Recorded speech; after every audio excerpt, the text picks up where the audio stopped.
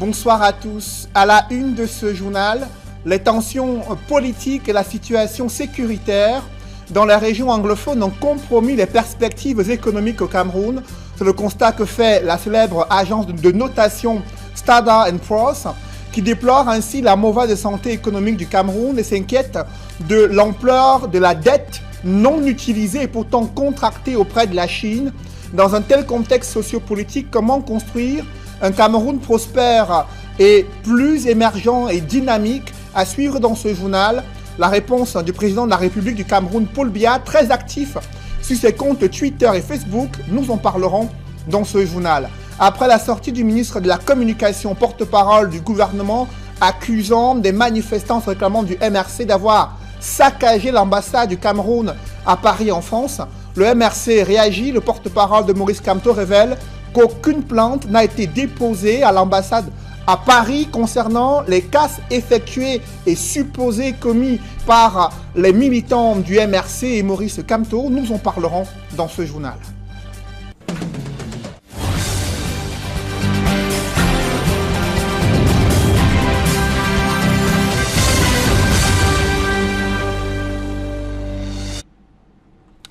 Merci de suivre cette édition complète de l'information sur Equinox Télévision. D'abord, ces nouvelles concernant ces jeunes élèves candidats aux examens en fin d'année qui éprouvent de sérieuses difficultés à se concentrer sur la révision de leurs leçons et pour cause, ils subissent des coupures intempestives d'électricité. La situation se déroule du côté de Tchang, dans le département de la Menoire, région de l'Ouest. Là-bas, les activités économiques tournent au ralenti en raison de ces coupures intempestives d'électricité. La population exprime le ras-le-bol dans ce reportage que signe Leclerc Sakem. Les populations de la ville de Tchang et des localités environnantes vivent au rythme de la délinquance énergétique. La situation est telle que les délestages font partie du quotidien des habitants de cette cité. Ceci n'est pas sans conséquence. Dans un centre hospitalier de la ville, il y a un homme en tenue qui a perdu son père. Il a perdu son père vraiment dans des circonstances terribles. Son père était sur oxygène. Une fois qu'il y a eu coupure de lumière, l'hôpital n'ayant pas de groupe électrogène pour le relais, son père s'est retrouvé de l'autre côté. Vous voyez dans les conséquences de ces coupures. Si l'on a pu éviter de multiplier le nombre des morts à raison des multiples appels au calme, il faut reconnaître que certains étudiants de l'université de Tchang ont manifesté leur ras-le-bol devant l'agence Eneo. Les élèves, de leur côté, ne savent plus à quel sens se vouer en cette période où les examens approchent à vitesse grand V. Ça fait plusieurs mois, chaque soir qu'on dit qu'on veut étudier, puisqu'on part à l'école, on rentre tard, on dit qu'on veut étudier, une coupure d'électricité, ça nous affecte beaucoup, puisque les lampes rechargeables qu'on utilise maintenant, si ça grille parfois les yeux, ça donne les maux des yeux parfois. Et ça décourage aussi les élèves. On ne sait pas le réel problème, nous en souffrons tellement. Et nous sommes à presque un mois de l'examen. Donc utilise même les bougies pour étudier. Ça peut même créer des incendies à la maison. Aussi les torches pour les téléphones. Ces coupures d'électricité asphyxient l'économie locale. Par exemple, voici ce qui n'est pas en bon état. Nous voyons ce qui est en bon état. Les coupures d'électricité dans la ville de Tchang, ça nous gâte les activités. Puisque je suis dans une poissonnerie et quand il y a coupure d'électricité, il y a tellement de pertes, les poissons sont en décomposition puisque la conservation n'est pas si bonne que ça. Et nos appareils aussi sont tellement en risque. Pour l'affaire de coupure, vraiment c'est très catastrophique. Il n'y a pas moyen. On dort sans lumière, nous viens dans le congélateur, nous n'arrivons plus à vendre aux clients. Vraiment, nous sommes dépassés. Les factures, paradoxalement, n'ont pas arrêté de flamber. On coupe la lumière chaque fois à la fin du mois. Je vois que la quittance est élevée. Tu payes la quittance de moi, je venais de payer la quittance ici, 36 000 et poussière, rien que pour ici. Et je ne suis pas en train d'exploiter cet argent conformément. Voir plutôt que la SONEL est en train de nous exploiter, nous la population. Une source nous renseigne à l'agence Eneo de Tchang qu'une partie de la Ménois et des Bamboutos dépendent des installations de Bafoussam, ce qui crée une surcharge des équipements vétustes. On rassure tout de moins que les travaux sont en cours pour un retour à la normale dans les prochaines semaines. Dans la perspective des examens officiels, les épreuves physiques ont débuté dans certains sous-centre d'examen à Douala. Les élèves en classe de terminale, candidats au baccalauréat, sont en train d'affronter les différentes épreuves physiques. Vous le savez, les épreuves physiques désormais sont donc avec coefficient 2 d'avantage pour encourager et contraindre ces bacheliers, futurs bacheliers, à pouvoir s'intéresser davantage aux épreuves physiques et sportives dans leur établissement scolaire. Reportage, Raoul Taboufoué et Gladys Sidi. Gymnastique, saut en hauteur, lancer de poids, course de vitesse. Les épreuves physiques des examens officiels se déroulent depuis quelques jours dans les centres d'examen. Les candidats se livrent à cette étape importante, début d'un long processus pour l'obtention des diplômes. La région du littoral, c'est la ville de Douala qui a été choisie pour le lancement officiel. L'éducation physique, vous savez, a pour valeur une valeur très importante dans notre pays. L'importance est donnée comme toutes les autres matières. L'éducation physique au jour d'aujourd'hui a pour coefficient 2. Donc c'est un coefficient assez important, n'est-ce pas, dans le processus des examens au niveau, n'est-ce pas, des enseignements secondaires. Nous nous occupons des normes essentiellement techniques. C'est pourquoi nous accompagnons, n'est-ce pas, le ministère des enseignements secondaires pour que, au mieux, que ces examens se déroulent dans des conditions requises, n'est-ce pas, par la réglementation en vigueur. Autrefois considérées comme épreuves facultatives, aujourd'hui, les épreuves physiques aux examens officiels sont obligatoires et sont évaluées au coefficient 2.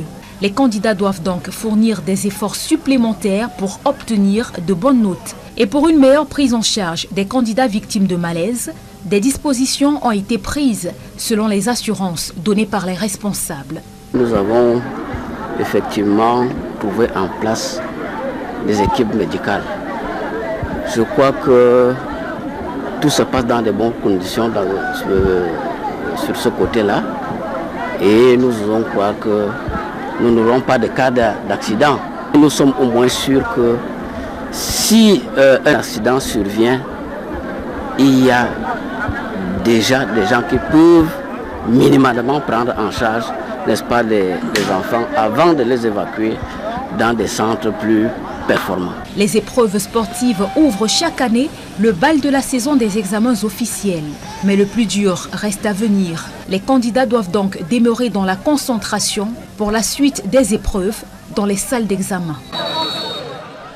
Des scènes de disputes entre clients et caissiers sont devenues légion dans les boulangeries et autres commerces dans la ville de Douala. La pomme de discorde, l'accès à la petite monnaie des Camerounais éprouve de sérieuses difficultés à accéder à la monnaie. La question a été évoquée lors du dernier conseil d'administration de la Banque des États d'Afrique centrale. Comment les Camerounais vivent-ils cette difficulté d'accès à la petite monnaie? Il s'exprime dans ce reportage que signe Xavier Foka. Je vous ai demandé 200, après vous donne...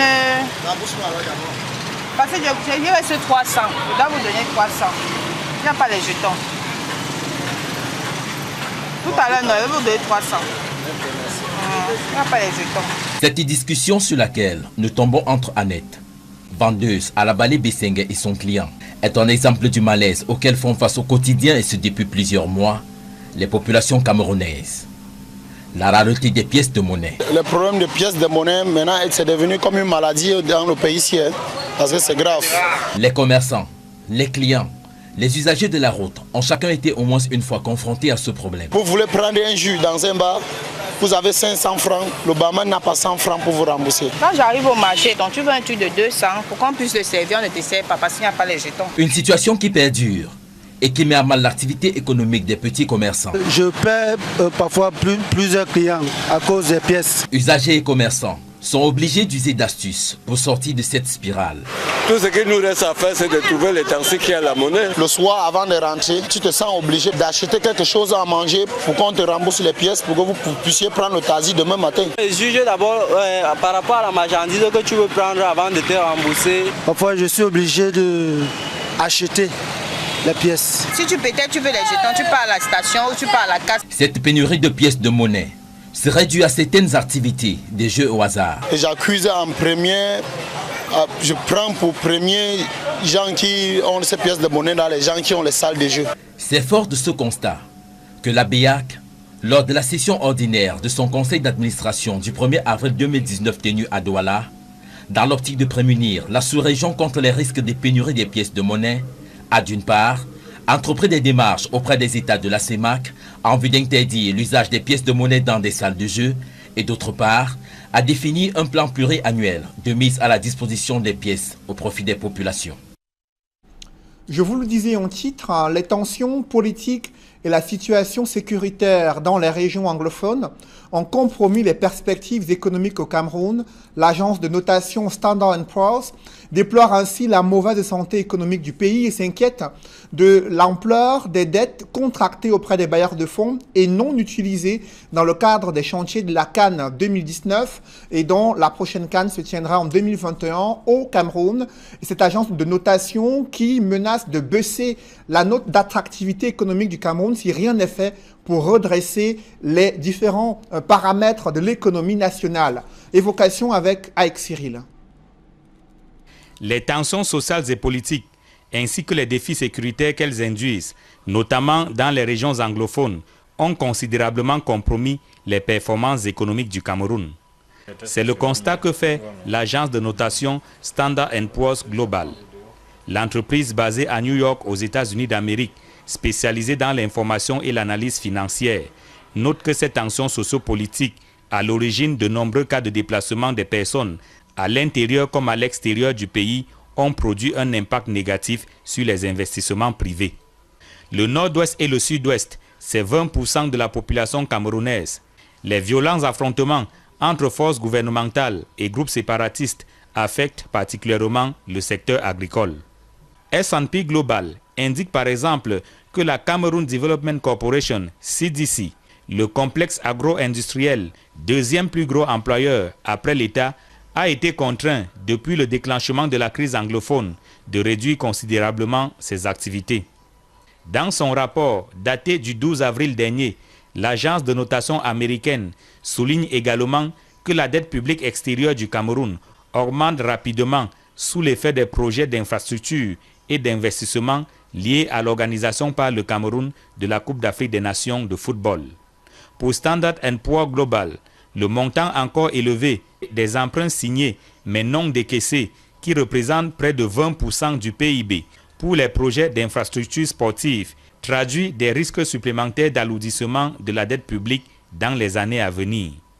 L'agence de notation américaine, qui se projette justement sur l'avenir, pense que la majeure partie de la dette publique étant détenue par des partenaires bilatéraux et multilatéraux à hauteur d'environ 65%, le Cameroun pourrait être confronté au durcissement des conditions d'accès au financement extérieur si les tensions sociales et politiques perdurent. Les charges d'intérêt ont certes augmenté ces dernières années, mais elles demeurent inférieures à celles de nombreux autres pays voisins, indique Standard & Poor's Global, pour qui ces charges représenteront en moyenne 7,6% des revenus de l'État sur la période 2019-2022. Vous avez certainement observé la multiplication des cas d'arnaque financière des abonnés de téléphonie mobile via le mobile money, la propagation des fake news sur les réseaux sociaux, la publication des documents confidentiels au sommet de l'État et ce discours de haine et de tribalisme qui prend de l'ampleur sur les réseaux sociaux. Comment l'agence en charge des nouvelles technologies de l'information et de la communication peut-elle mettre fin à ces différentes dérives? La préoccupation a été évoquée lors d'un forum sur la gouvernance Internet qui s'est ouvert dans la ville de Douala. D'autres précisions avec Dallas Kana et Jean-Paul Chouniat. À l'avènement des nouvelles technologies de l'information et de la communication au Cameroun, personne n'imaginait que pareille transformation digitale présenterait aussi des dangers pour notre pays. L'arnaque des citoyens dans les transactions financières sur mobile money est devenue monnaie courante. De même, la propagation des fausses nouvelles a pris l'ampleur sur les réseaux sociaux avec la crise anglophone et toute l'actualité née de la dernière élection présidentielle du 7 octobre 2018.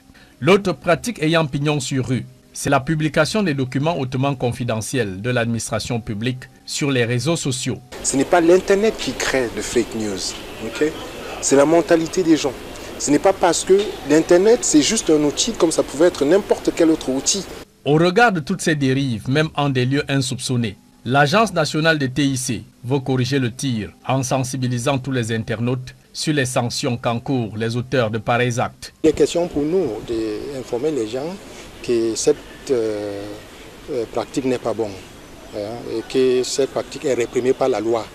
Et aussi, il est question aussi pour nous d'encourager, comme je disais tantôt, un usage sain et sécurisé de l'Internet. Autre chantier qui interpelle l'antique, la lutte contre la diffusion des discours de haine et d'appel à l'exacerbation tribale, empreinte de manipulation sur les réseaux sociaux. C'est une très bonne chose d'organiser des forums. Mais est-ce que c'est ce forum qui va changer les choses? Je ne pense pas.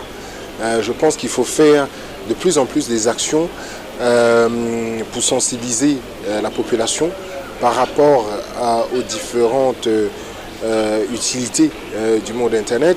D'après de nombreux experts sur les questions de cybersécurité et cybercriminalité, le gouvernement camerounais a aujourd'hui tout intérêt à se doter au plus vite des moyens techniques appropriés pour pouvoir traquer les internautes auteurs de ces dérives. Selon ces derniers, la loi sans l'éducation des masses sur l'utilisation des nouvelles technologies et les réseaux sociaux ne saurait juguler le mal qui continue de ronger la société camerounaise. Ces dérives observées sur les réseaux sociaux et les difficultés d'accès aux communications électroniques préoccupent également les associations de défense des droits des consommateurs. Elles interpellent le gouvernement, l'Agence de régulation des télécommunications et les opérateurs de téléphonie mobile sur la nécessité d'améliorer la qualité du service public et l'accès également à l'économie numérique et à Internet au Cameroun. D'autres détails avec Emmanuel Diop et Marcelin Gansop. L'avènement des nouvelles technologies de l'information et de la communication est une aubaine pour la jeunesse. Malheureusement, leur utilisation laisse de plus en plus à désirer. Il y a mauvais usage des informations sur les réseaux sociaux avec énormément de fake news. Il y a par exemple les problèmes de désinformation. La jeunesse aujourd'hui ne connaît pas utiliser les outils de communication électronique. Vous allez voir par exemple des enfants qui vont passer des heures et des heures avec des casques aux oreilles. D'autres même oublient les casques avec la musique et s'endorment. C'est cette prise de conscience que la Fédération des associations de consommateurs des produits et services de télécommunications veut susciter auprès des élèves.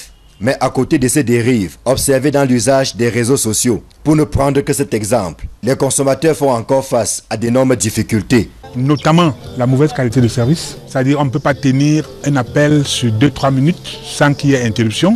Il y a par exemple des problèmes d'arnaque en ligne. Il y a l'absence de réseau par exemple, même en zone urbaine. Vous avez des problèmes parfois d'avoir le réseau Internet. Il y a aussi un autre problème par rapport aux nouveaux services. Vous voulez par exemple retirer 10 000 francs dans un point de vente, on vous dit qu'il n'y a pas d'argent. Néanmoins, quelques améliorations sont à mettre à l'actif des opérateurs de téléphonie mobile. Certes, sous la pression des syndicats et autres associations de consommateurs. Depuis un bon bout de temps, l'opérateur n'a plus la possibilité, après avoir consommé votre crédit data, d'entrer dans votre crédit principal. Et nous avons demandé à ces opérateurs d'envoyer des messages qui rassurent les consommateurs. Je pense que voilà une victoire que nous avons obtenue pour les consommateurs qui leur fait beaucoup d'économies.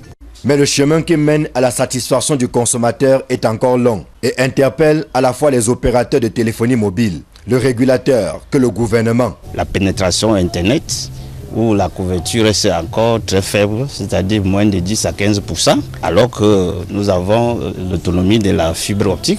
Nous sommes à l'ère du numérique et le Cameroun accuse un très grand retard par rapport à d'autres pays. Ils n'auront pas peur des mots. Ça a été un moment d'attirer l'attention de l'ART qui est l'organe régulateur. Le laxisme, je peux dire les complicités, voire même les compromissions avec les opérateurs. Donc c'est l'occasion pour eux d'assainir ce secteur.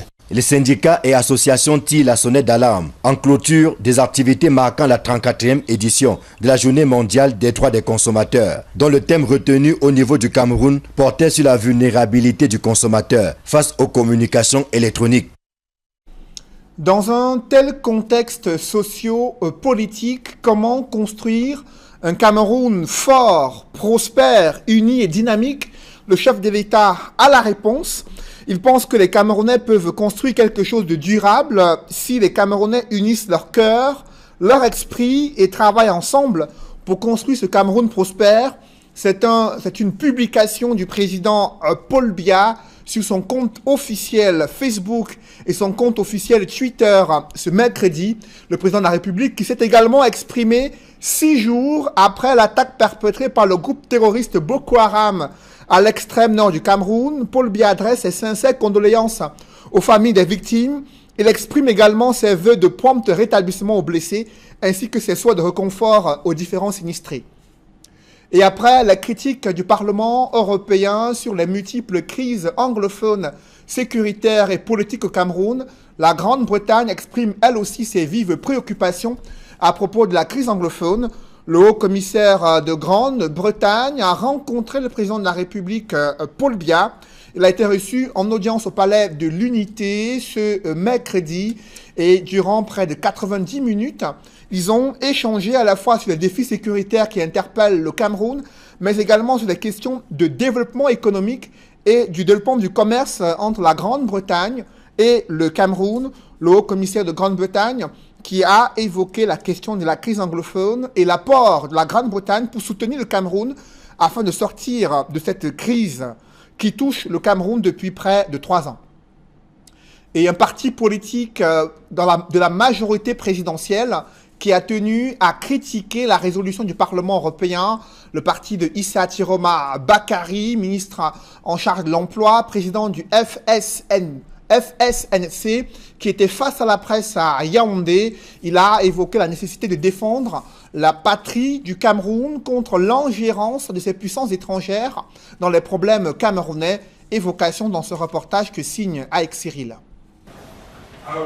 Issa Chiroma Bakary n'a pas voulu rater l'occasion. Le président du Front pour le Salut National du Cameroun, parti allié au RDPC, encourage le gouvernement à ignorer la résolution du Parlement européen sur la situation sociopolitique au Cameroun. L'Union européenne demande au Cameroun de s'asseoir autour d'une table avec les sécessionnistes pour convenir de la manière dont il faut partitionner le Cameroun. Le FSNC encourage le gouvernement à ne reculer devant aucune difficulté pour la recherche de solutions consensuelles et à continuer à chercher les voies et moyens de la reprise effective des cours dans le sud-ouest et le nord-ouest de notre nation. Le FSNC considère que le gouvernement agit en légitime défense face à l'agresseur. Par conséquent, il ne doit reculer devant aucune pression. S'agissant des régions du nord-ouest et du sud-ouest, pour la première fois de l'histoire de notre pays, une infime minorité de Camerounais essaie de remettre en cause des acquis légués par les pères fondateurs de notre nation. Dès lors, le gouvernement légitime du Cameroun est fondé à prendre toutes les mesures de droit pour protéger l'intégrité territoriale de cette nation. Revenant sur le plan de résistance du professeur Maurice Kamto, Issa Chiroma Bakary affirme que le leader du MSC joue au mauvais perdant au lendemain d'une élection qui relève désormais du passé. Pour le FSNC, l'élection présidentielle est désormais une page tournée. Les Camerounais vaquent à leurs occupations comme il se doit, ne réagissent et ne répondent à aucun appel à la haine et à la violence, faisant preuve d'une maturité et d'une grande sagesse. Par conséquent, toute personne, pour quelque raison que ce soit, qui voudrait remettre en cause la volonté du peuple telle qu'elle a été exprimée, s'exposerait à la rigueur de la loi. Sur la question du retrait de l'organisation de la CAN 2019 au Cameroun, le président du Front pour le Salut National du Cameroun salue ce qu'il considère comme la grandeur du peuple camerounais qui a en toute sagesse, selon lui, accepté le glissement de date. Pour des raisons diverses et variées, et en accord avec les instances fêtières, le Cameroun a été requalifié pour organiser la CAN 2021. Aux grandes dames des prophètes de malheur qui s'attendaient à ce que le peuple camerounais descende dans la rue pour fustiger, condamner ses gouvernants, nos compatriotes ont fait preuve de la compréhension et de dépassement et ont de bon cœur accepté le glissement de l'organisation de cette fête sportive continentale en 2021. Issa Chiroma Bakari, qui faisait un tour d'horizon de l'actualité, annonce que le Front pour le Salut National du Cameroun, FSNC, prendra part aux prochaines échéances électorales. Il exhorte pour ce faire ses militants à s'inscrire sur les listes électorales. Vous n'avez pas oublié que le ministre de la Communication, porte-parole du gouvernement, René Emmanuel Sadi, a déclaré lundi dernier que les manifestants se réclamant du MRC avaient envahi et mis à sac des ambassades du Cameroun à Paris et Berlin. Le porte-parole de Maurice Kamto a réagi. Il affirme que les avocats du président du MRC ont contacté le procureur de la ville de Paris pour savoir si une plainte a bien été déposée à la suite des dégradations commises à l'ambassade du Cameroun en France. Selon le porte-parole de Maurice Kamto, le vice-procureur du parquet de Paris a répondu qu'il n'existe pas de plainte déposée par l'ambassade du Cameroun dans le cadre de l'enquête ouverte le 26 janvier dernier à la suite des faits de dégradation survenus dans leurs locaux. Cette réponse du vice-procureur de Paris a été communiquée aux avocats de Maurice Kamto le 8 avril 2019, soit 72 jours après les saccages de l'ambassade du Cameroun à Paris. Pour le porte-parole de Maurice Kamto, cela démontre que la procédure judiciaire en cours contre Maurice Kamto est une procédure discréditée car fondée sur des allégations calomnieuses et mensongères. Réaction du porte-parole de Maurice Kamto qui fait savoir qu'aucune plainte n'avait été déposée jusqu'au 8 avril 2019 concernant les saccages vécus dans les ambassades du Cameroun à Paris en France. Et jusqu'à cette heure, aucune modification du code électoral n'est prévue. Pourtant, les discussions se poursuivent entre les acteurs politiques et les responsables de l'ECAM. Alors que cette année est une année électorale, l'opposition continue de déplorer les dispositions concernant le code électoral qui sont plus favorables au pouvoir de Yaoundé et l'ECAM qui prend en compte les doléances visant à améliorer la capacité d'inscrire les Camerounais sur le fichier électoral. Évocation avec Jean-Paul Chouniat.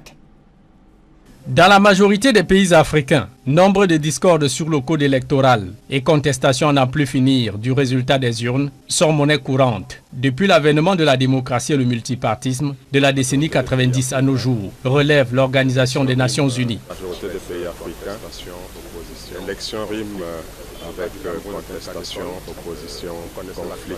Le cas du Cameroun est un cas d'école. Vous connaissez l'actualité mieux que moi.